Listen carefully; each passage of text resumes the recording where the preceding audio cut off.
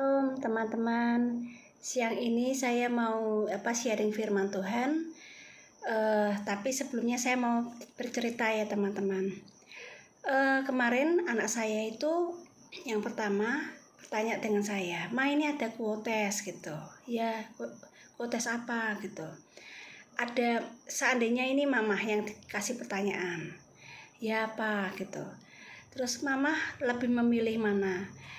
Berada di tempat yang gelap tetapi bersama-sama dengan teman-teman banyak gitu, atau mama berada di tempat yang terang sendirian, di tempat yang terang bersama Tuhan tapi sendirian. Mama memilih yang mana? Terus saya berkata gini, ya jelas memilih bersama Tuhan toh ya gitu, walaupun sendirian tetapi bersama dengan Tuhan gitu, di tempat yang terang lagi gitu. Kalau di tempat yang gelap, walaupun mama sendirian bersama Tuhan, mama percaya Tuhan bisa mengubah gelap itu menjadi terang gitu. Ya tapi kok ya Ma, ternyata jawabannya tuh yang di kotes itu banyak mengatakan lebih memilih berada di tempat yang gelap Ma, karena bersama-sama dengan teman yang banyak gitu. Kan dengan pemikiran mereka demikian mah, kan kita ini makhluk sosial, jadi kita harus bersama-sama dengan teman-teman gitu. Dan kalau kita misalnya kita butuh pertolongan, teman-teman kita pasti bantu kita, namanya teman gitu ya. Nah tapi kenyataannya bagaimana? Kenyataannya anak saya bercerita, dia punya temannya itu sharing dengan dia bahwa dia itu kecewa dengan teman-temannya. Anak saya namanya Jessica. Ya Jess, aku kecewa gitu. Aku kecewa sekali sama teman-teman gitu. Bahkan aku sakit hati gitu. Aku tuh ya sudah nolongi, sudah bayari, tak pinjami uang, tapi aku ndak dianggap gitu. Aku pergi bareng-bareng sama teman-teman, aku ndak dianggap, ndak diorangkan. Akhirnya aku nonton sendiri gitu, kecewa. Bahkan dia sempat ngomong, aku frustasi, depresi. Bayangkan, aku sudah jauh dari orang tua, hidup sendirian. Aku berharap ada teman yang baik sama aku, karena aku juga baik sama mereka. Tapi kenyataannya aku diperlakukan seperti ini gitu. Ya. Jadi orang yang bersandar pada manusia, dia pasti akan kecewa. Orang yang berharap pada manusia pasti kecewa. Karena ada firman Tuhan mengatakan, terkutuklah orang yang mengandalkan manusia, yang harapannya tidak pada Tuhan. Itu ada firman Tuhan yang berkata demikian ya. Maka dari itu anak saya jadi juga ya Mah ya, ini yang mengandalkan manusia bisa aja dikecewakan gitu ya. Saya juga pernah membaca suatu artikel yang ini menceritakan tentang kisah nyata ya, gadis di Campinas, Brasil pada tahun 2005. Waktu itu dia hendak berpergian dengan teman-temannya, naik mobil, mungkin keluar kota ya. Terus ibunya tuh berkata demikian, "Nak, Tuhan Yesus menyertaimu," gitu. Ya, boleh saja gitu, asal dia mau duduk di bagasi, karena mobilku sudah penuh dengan teman-teman, bilang gitu. Nah, dia lebih memilih, anak gadis ini lebih memilih bertemannya dibanding Tuhan Yesus. Akhirnya apa yang terjadi teman-teman? Beberapa jam kemudian terjadi kecelakaan. Semua penumpang di mobil itu tidak ada yang selamat, tewas semua. Tapi anehnya, hanya bagasi dan sekotak telur itu yang utuh. Bayangkan, telur itu rentan untuk pecah, itu pun bisa utuh. Kenapa? karena letaknya berada di bagasi. Jangan dia berkata boleh, asal dia itu yang termasuk Tuhan Yesus mau duduk di bagasi. Jadi malah waktu itu mobilnya remuk, penumpangnya tewas, hanya bagasi dan sekotak telur itu yang utuh. Ya, sangat tragis sekali. Suatu penyesalan yang tidak ada habis-habisnya setelah dia masuk ke dalam alam maut. Kenapa aku tidak mendengarkan perkataan ibuku? Ya, bahwa kita tidak menghargai perkataan orang tua saja yang adalah wakil Tuhan, itu sudah salah.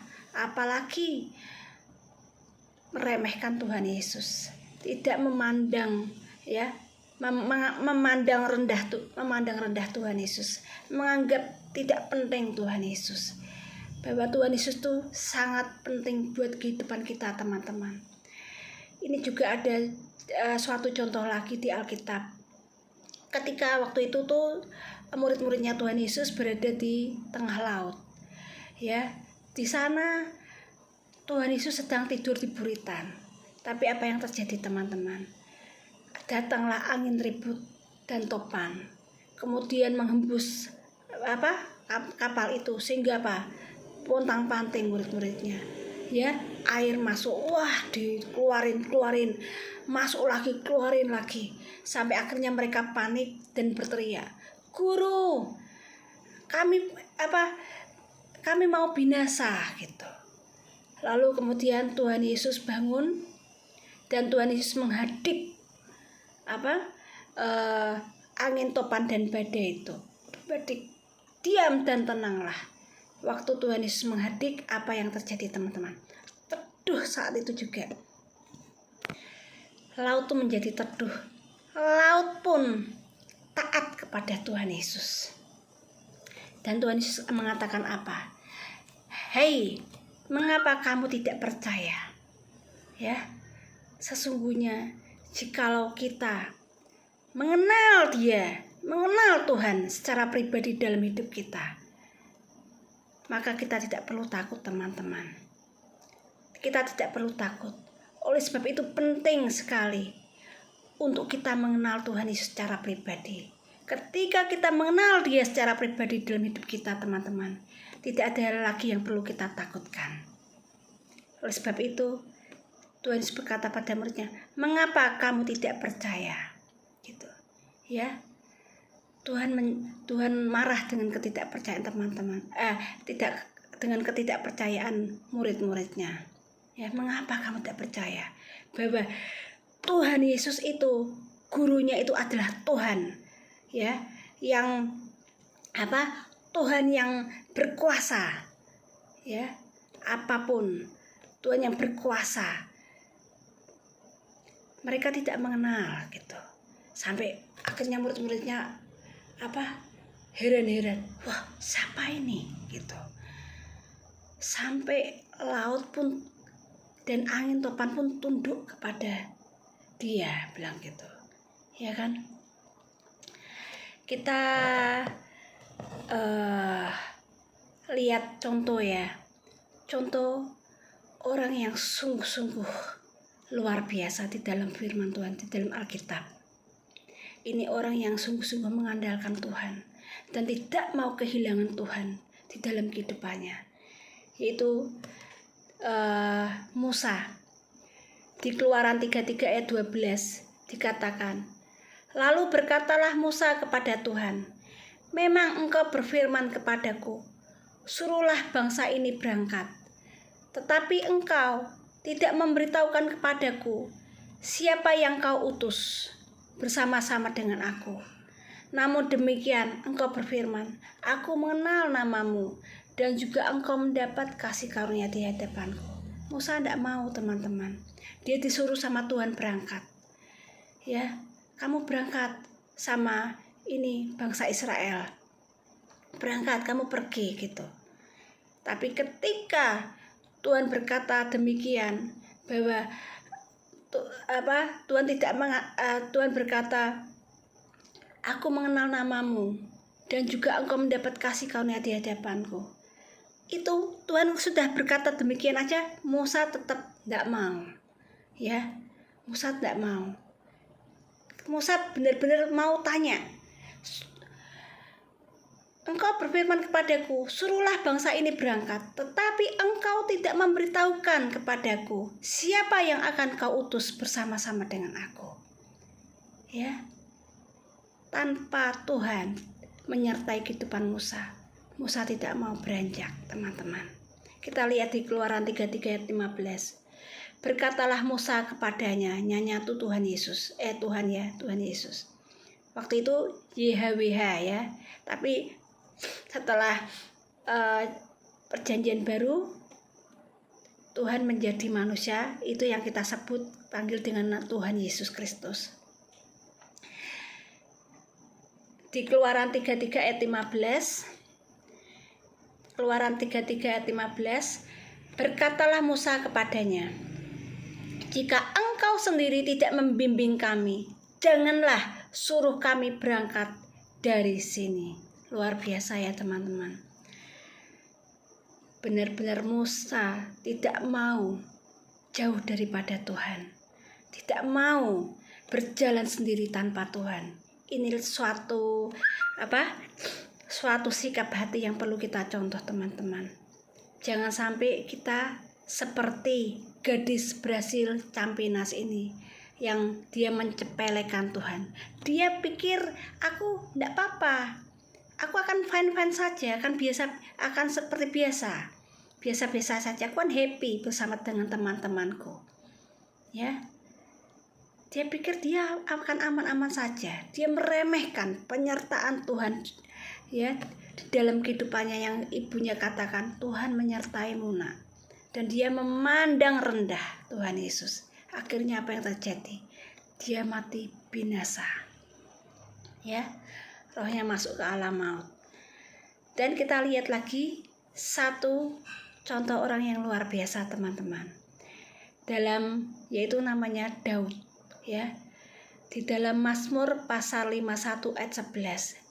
Daud berkata, janganlah membuang aku dari hadapanmu, dan jangan mengambil rohmu yang kudus daripadaku.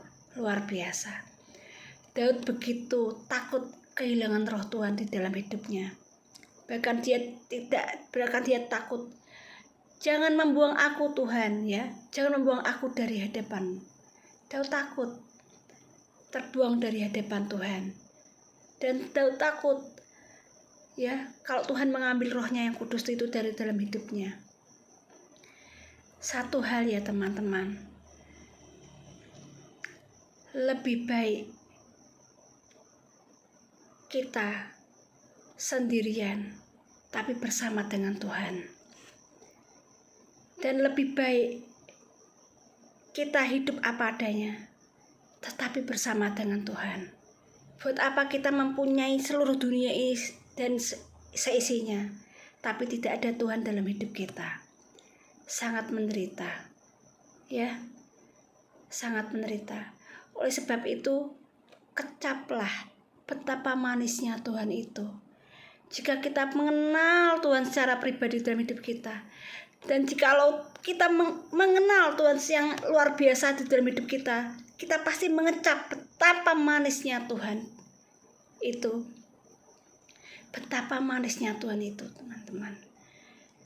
Maka kalau orang yang tidak mengenal Tuhan secara pribadi, dia tidak pernah mengecap betapa baiknya Tuhan itu, betapa manisnya Tuhan itu, betapa luar biasanya Tuhan itu, sehingga dia tidak mengerti betapa luar biasanya Tuhan, betapa baiknya, betapa manisnya. Oleh sebab itu kita perlu mengenal Tuhan secara pribadi. Perlu kita minta, Tuhan, aku ingin Engkau Tuhan di dalam kehidupanku. Aku ingin mengenal Engkau Tuhan secara pribadi. Aku ingin mengecap Engkau Tuhan di dalam kehidupanku. Ketika kita mengecap Tuhan, betapa manisnya Dia, betapa baiknya, betapa luar biasanya Tuhan, betapa manisnya Dia dalam hidup kita, ya, maka semuanya itu kita anggap sampah. Bahkan Paulus mengatakan, semuanya aku anggap sampah pada saat aku mengenal dia, mengenal Kristus, Tuhan Yesus Kristus. Semuanya aku anggap menjadi sampah. Tidak berarti, tidak ada artinya apa-apa teman-teman. Ya, kekayaan, kedudukan, harta, apapun secara duniawi dianggap sebagai sampah, tidak ada artinya dibanding dengan betapa manisnya Tuhan di dalam hidup kita. Ya, Tuhan itu luar biasa teman-teman. Kita perlu mengenal Dia secara pribadi dalam hidupan kita. Ada satu contoh lagi, yaitu Paulus di Perjanjian Baru. Ya, Paulus itu dia karena kebenaran dia menderita, dirajam batu, ya, dipenjara, dibelenggu dalam kesendirian teman-teman. Karena kebenaran, karena Tuhan Yesus Kristus, dia sendirian. Tapi dia tidak sendirian teman-teman. Memang secara fisik dia sendirian di penjara, tapi ada Tuhan Yesus yang menyertai hidupnya.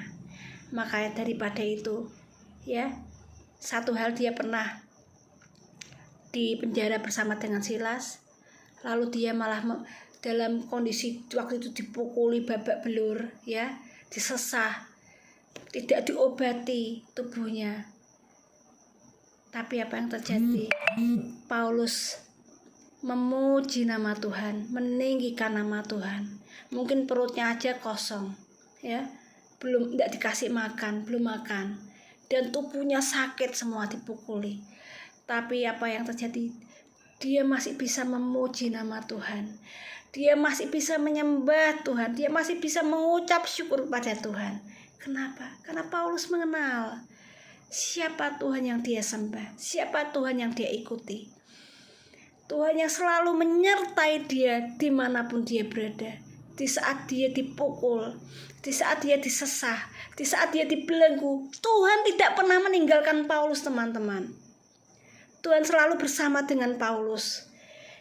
Tuhan selalu memberikan penghiburan kepada Paulus. Tuhan selalu memberikan sukacita dalam hati Rasul Paulus. Luar biasa teman-teman. Oleh sebab itu, Paulus memuji nama Tuhan, meninggikan nama Tuhan. Ketika Paulus memuji dan meninggikan nama Tuhan, apa yang terjadi teman-teman? Luar biasa, puji-pujian yang sungguh-sungguh kepada Tuhan. Sanggup meruntuhkan belenggu-belenggu penjara. Ya.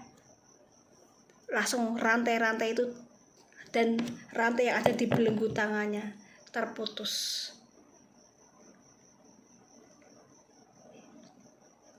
Ketika kita memuji nama Tuhan dengan segenap hati kita, maka belenggu-belenggu yang mengikat hidup kita ini pun akan terputus teman-teman. Ya, karena di dalam puji-pujian, maka hadirat Tuhan hadir, Roh Tuhan ada, Roh Tuhan hadir. Ya, ini suatu luar biasa kehidupan Paulus ketika dia di penjara. Dia penjara bukan karena dosa teman-teman. Jangan sampai kita di penjara karena dosa kita, kesalahan kita, pelanggaran kita, jangan sampai teman-teman. Tapi kalau memang harus di penjara, hendaklah kita di penjara karena iman kita kepada Tuhan Yesus Kristus. Apa yang terjadi? Paulus di penjara karena imannya kepada Tuhan Yesus Kristus. Dan Paulus tidak merasakan kekosongan lagi, kekosongan teman-teman. Ya. Tidak merasakan kesepian, tidak merasakan kekosongan dalam hidupnya. Kenapa? Dia tahu ada pribadi yang luar biasa, Tuhan Yesus namanya, yang selalu menemani dia, selalu menyertai dia, dan selalu berbicara dalam kehidupannya. Itu terbukti dengan apa teman-teman? Dia menulis surat. Apa yang Tuhan Yesus sampaikan di dalam kehidupannya, apa yang Tuhan Yesus berikan pewahyuan dalam kehidupannya, apa yang Tuhan Yesus berfirman melalui kehidupannya, dituliskan melalui surat. Dan sampai sekarang ini, surat itu menjadi berkat buat kita semuanya. Ya, di dalam penderitaan, dia bisa memberkati, menjadi berkat buat kita. Dalam kesukaran, penderitaan, Paulus bisa menjadi berkat, dipakai Tuhan sebagai berkat buat kehidupan kita. Luar biasa teman-teman.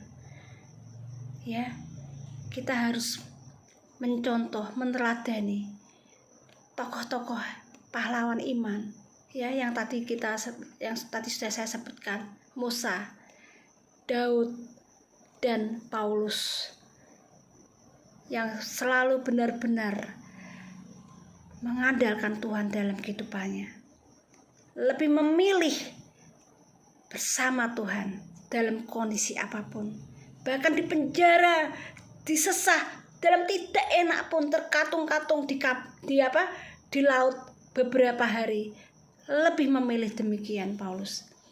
Asal Tuhan bersama Paulus lebih memilih itu daripada dia kehidupannya yang lama.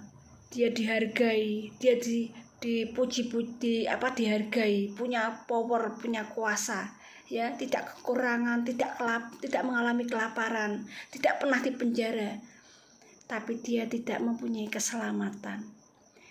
Paulus tahu betapa pentingnya keselamatan itu, betapa pentingnya hidup yang kekal itu, dan dia tidak pernah menyia-nyiakan keselamatan yang Tuhan sudah berikan di dalam kehidupannya. Dia tidak menyia-nyiakan mutiara yang sangat berharga itu dalam kehidupannya. Teman-teman, Tuhan sudah memberikan Roh Kudus-Nya kepada kita. Inilah jaminan keselamatan bagi kita, teman-teman. Jangan pernah kita sia-siakan. Jangan kita menjadi seperti Esau yang menjual hak kesulungan. Menjual hak kesulungan itu adalah suatu berkat yang Tuhan berikan. Ya, Tuhan berikan berkat luar biasa yang Tuhan berikan, tapi dia menganggap remeh, sama seperti gadis Campinas Brasil ini menganggap remeh Tuhan, menganggap remeh hak kesulungan. Jangan pernah anggap remeh Roh Kudus yang Tuhan sudah berikan dalam hidup kita, yang menyertai hidup kita, teman-teman. Jangan kita anggap remeh. Ya, harus kita jaga. Sungguh-sungguh kita jaga, sungguh-sungguh kita jaga, teman-teman. Jangan sampai ini diambil dari hidup kita, dicabut dari roh kita, dari hidup kita. Ya, benar-benar kita harus jaga. Ya, kiranya renungan firman Tuhan pada siang hari ini bisa menjadi berkat buat kita semua, dan hendaklah kita selalu benar-benar mengandalkan Tuhan di dalam kehidupan kita. Jangan sampai kita jauh daripada Tuhan. Jangan sampai kita kehilangan Tuhan dalam hidup kita. Karena di luar Tuhan kita pasti akan terhilang. Di luar Tuhan kita pasti akan tersesat. Di luar Tuhan kita pasti binasa, teman-teman. Ya, terima kasih. Saya mau berdoa buat teman-teman. Tuhan Yesus, terima kasih Tuhan. Hamba-Mu sudah menyampaikan sharing firman Tuhan yang sudah Engkau taruh dalam hati hamba-Mu Tuhan. Kiranya Tuhan, biarlah firman-Mu Tuhan benar-benar masuk Tuhan, tertanam dalam setiap tanah-tanah yang subur Tuhan. Berkati Tuhan kebenaran firman-Mu pada siang hari ini Tuhan. Biarlah firman-Mu Tuhan Engkau meteraikan dalam hati setiap anak-Mu yang mendengar Tuhan. Dan biarlah firman ini benar-benar Tuhan bertumbuh dalam kehidupannya. Dan benar-benar mereka hidupi Tuhan. Benar-benar mereka lakukan dalam kehidupan mereka. Biarlah setiap hati yang mendengar kebenaran firman Tuhan pada siang hari ini Tuhan, mereka boleh berbalik kepadamu Tuhan. Hati mereka boleh berbalik kepadamu Tuhan, kembali kepadamu Tuhan, mencari Engkau dengan sepenuh hati Tuhan di dalam kehidupannya. Karena Engkau itu Tuhan, itu Engkau yang terpenting dalam kehidupan kami Tuhan. Kami memerlukan Engkau Tuhan dalam kehidupan kami. Kami tahu Tuhan, tanpa Engkau kami tidak bisa berbuat apa-apa. Tanpa Engkau Tuhan kami akan terhilang. Tanpa Engkau kami akan binasa.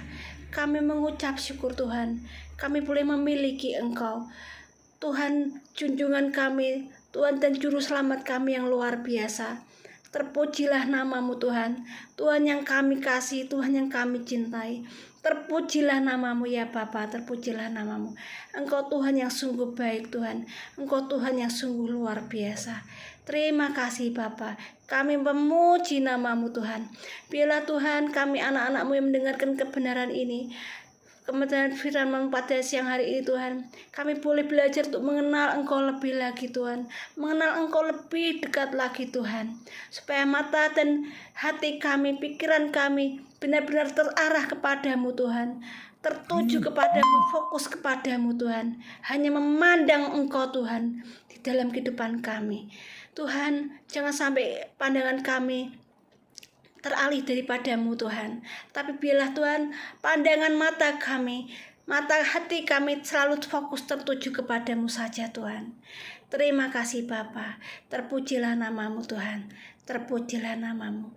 Glory Tuhan, terpujilah namamu. Terima kasih Bapa. Di dalam nama Tuhan Yesus Kristus kami berdoa dan mengucap syukur. Haleluya, amin. Amin. Tuhan Yesus memberkati.